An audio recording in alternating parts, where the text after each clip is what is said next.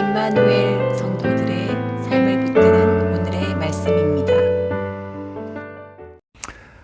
할렐루야. 임마누엘 성도 여러분, 우리 5월 새 달이 시작되었는데 이 한 달도 하나님 은혜 가운데에 평안하시기를 바랍니다.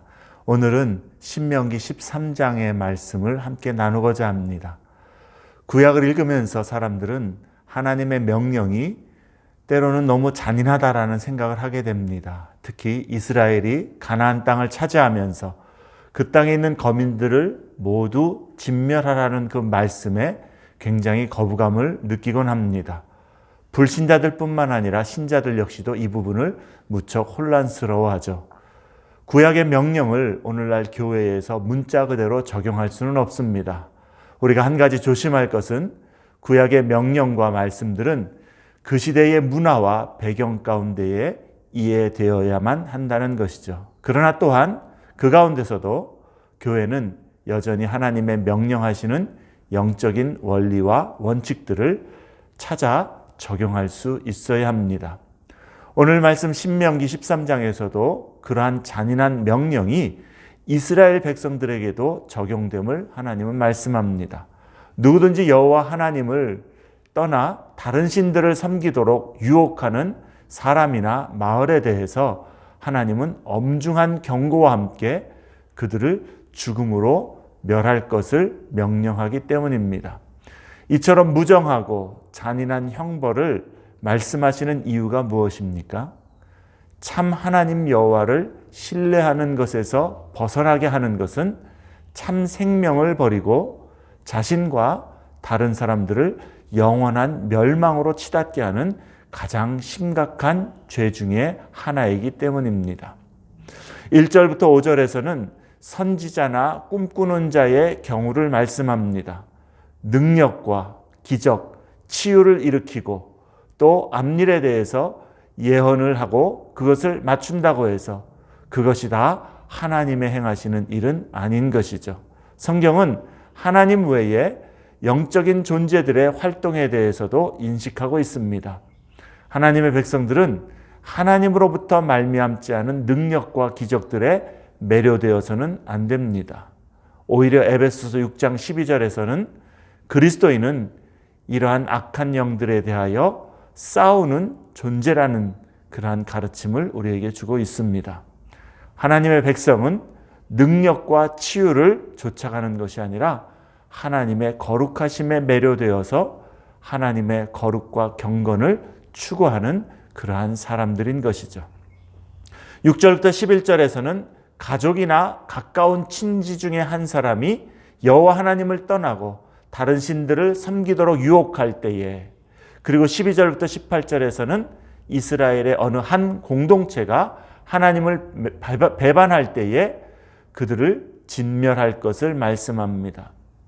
여전히 그렇다면 우리에게 주시는 교훈은, 영적인 교훈은 무엇입니까?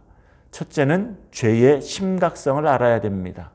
성경은 가나안 민족의 진멸의 이유를 그들의 죄에 대한 하나님의 심판이라고 분명히 말씀합니다.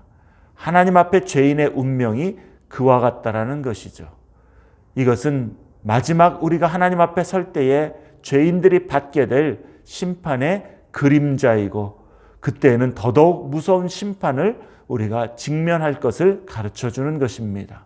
그러므로 그리스도인은 죄가 극약이고 독약이라는 사실을 늘 스스로에게 상기시켜야만 합니다.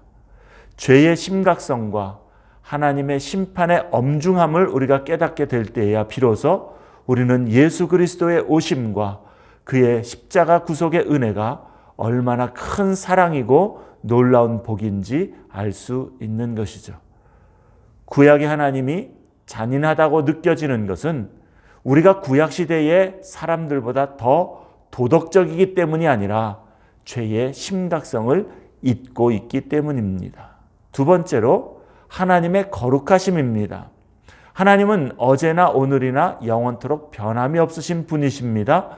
구약과 신약의 하나님이 다를 수가 없는 것이죠. 그러므로 여전히 하나님은 하나님의 백성들에게 그의 거룩하심을 따라 거룩과 경건을 추구하기를 원하십니다. 구약과 신약의 하나님이 다르게 그렇게 생각되어진다면 우리는 하나님의 거룩하심을 실제적으로 우리의 마음과 삶에서 두려워하지 않고 있기 때문일 것입니다. 세 번째로 예수 그리스도를 신뢰하고 그만을 의지하여 따르는 것이 가장 귀하다라는 것입니다. 구약의 하나님의 명령이 너무 가혹하다고 느끼는 것은 현대의 사람들이 인간 생명의 가치를 더 존중하고 있기 때문이 아닙니다. 참 생명이신 예수 그리스도 외에는 영원한 절망밖에 없다는 것을 실제적으로 인정하지 못하기 때문인 것이죠. 예수 그리스도의 그 구원의 은혜 아니면 설 수가 없음을 깨닫는 자는 성경에 하나님의 그 은혜를 이러한 말씀 가운데서도 더더욱 깨닫게 되는 줄로 압니다. 신명기 13장의 내용으로 우리는 하나님의 거룩하심에 대하여 그리고 그리스도 예수의 사죄와 영생의 은혜에 대하여 더욱 실제적으로 깊이 묵상하고 감사할 수 있어야 되겠습니다.